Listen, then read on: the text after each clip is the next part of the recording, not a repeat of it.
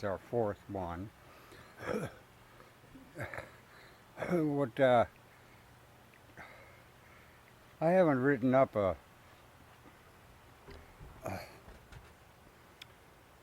an introduction to this gig, so I just end up winging it every time. But anyway, I'll get that together.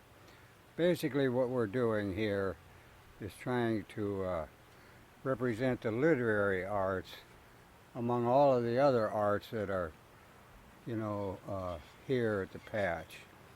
The artistic stuff, the dancing, the music, of course. It's primarily, I think you'd say, a music venue. We have bands 4 nights a month and stuff.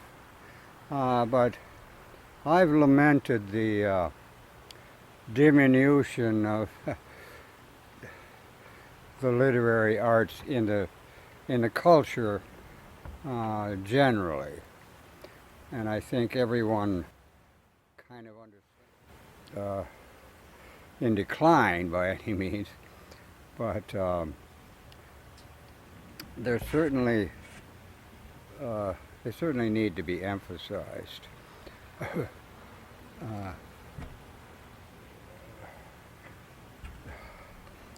And I don't want to be part of a thing which denigrates the evolution of the language, which every language experiences. And so the texting, the stuff that satisfies for communication between people. The language itself has undergone some massive, I'm not going to say irretrievable, but decline. And so this is a little attempt to bring back the quality of the expression of the language. And in regard to that, I've got a little item here. It's from 1906, written by a woman named Gertrude Beck. And I found it in a used bookstore in Seattle.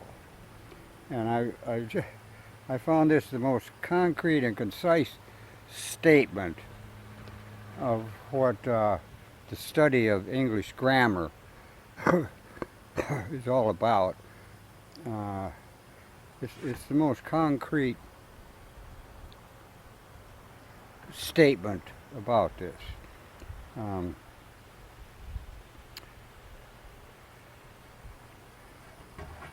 Just a paragraph.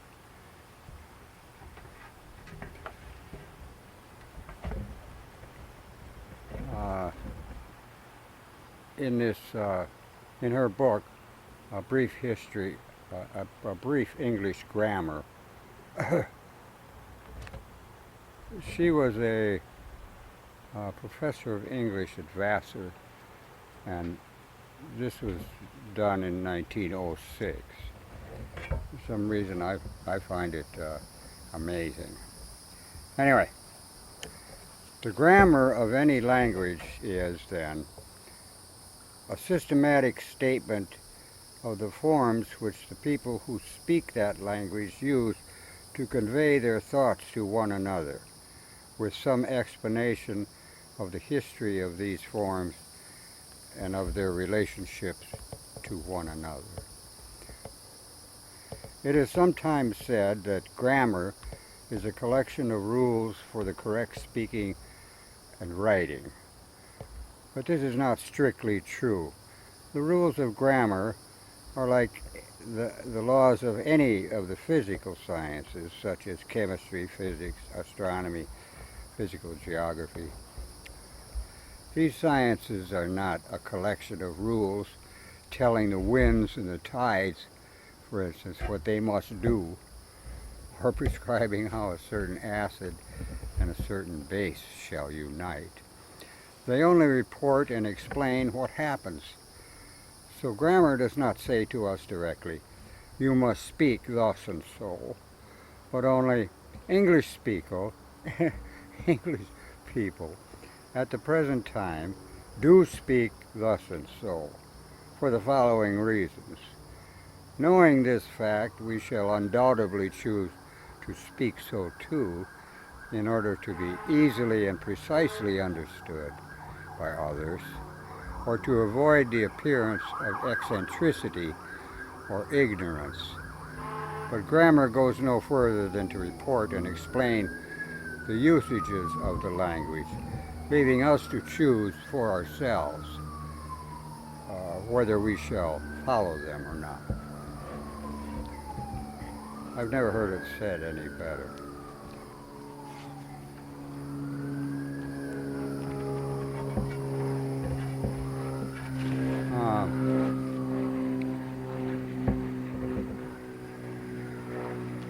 I'm going to read, this is Dallas is the founder, owner of the Blueberry Patch, and this is a collection of his.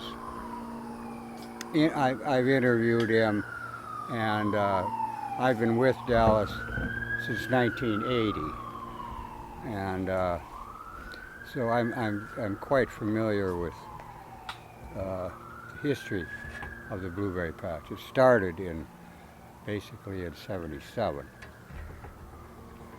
So anyway, the mission of this nonprofit organization is to preserve and ensure the continuing evolution of Florida's longest surviving artist retreat. The Blueberry Patch and its component element, sharevival, sharing to survive and surviving to share, is the vision of our founder, Dallas Boyer. It is a multifaceted venue which exists as a well-established reality, not as a mere hope or dream to be executed at some future time. What is being preserved? It is a gathering place for artists, writers, artisans, those who appreciate and support the arts, and for all to share barbecues and potluck suppers. It is a place which provides a stage and setting for local artists and musicians to entertain each other and the people of Gulfport 4 times each month. The grounds, under a canopy of trees, is a garden where various local and exotic plants are lovingly tended as a showplace for Mother Nature's beauty and bounty and profusion, expressed in 1 acre of ground. The overarching principle that is also the foundation for all the above is cast-off materials from industry, such as wood, glass, block, brick, and steel, can be gathered and collected, then provided to artists and artisans, from which they may make works of art. While this is a noble goal in itself, the principle goes on to recognize that the energy expended to manufacture these materials, which would be otherwise destined for junkyards and landfills, should be saved from decomposition and advanced into artistic compositions. Further, instead of releasing that energy into decay, advancing it and carrying it forward seems to be more enlightened. That artists are provided with various materials with which to create is a collateral benefit of sharevival. While still evolving, the Blueberry Patch was stunned by the illness of our founder, which marks the end of the 33-year historical period of the Blueberry Patch. The Blueberry Patch is now what it is. It is what Dallas built it to be. Now, a board of directors has been established, comprised of people who believe in the sanctity of that dream. They have taken it upon themselves, the mission, to keep these principles alive and to carry them forward until Dallas is once again able to pick up the reins. Why blueberries?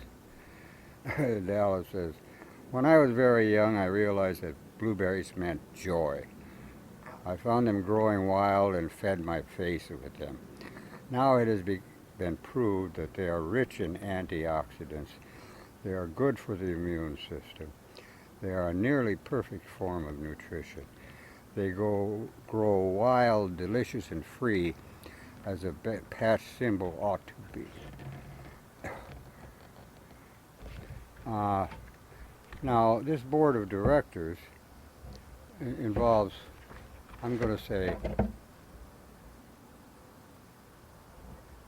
8-10 people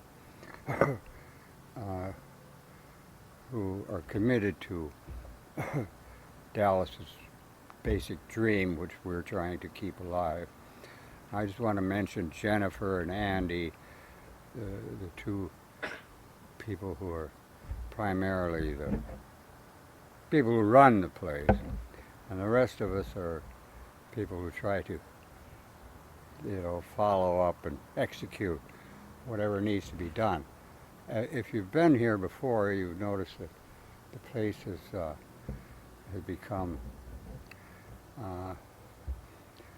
quite a bit more ship-shape than it has been, say, for the 33-year period. Anyway, I'm just one of the mugs who was helping in that process. Like I say, this is Dallas's book. Me and Martha compiled it. And this is the 100th copy. This is the third printing, and it's actually the second edition. I muscled myself into doing an edit of something that needed an edit. So, all right. With those nuts and bolts out of the way, we'll get to our program.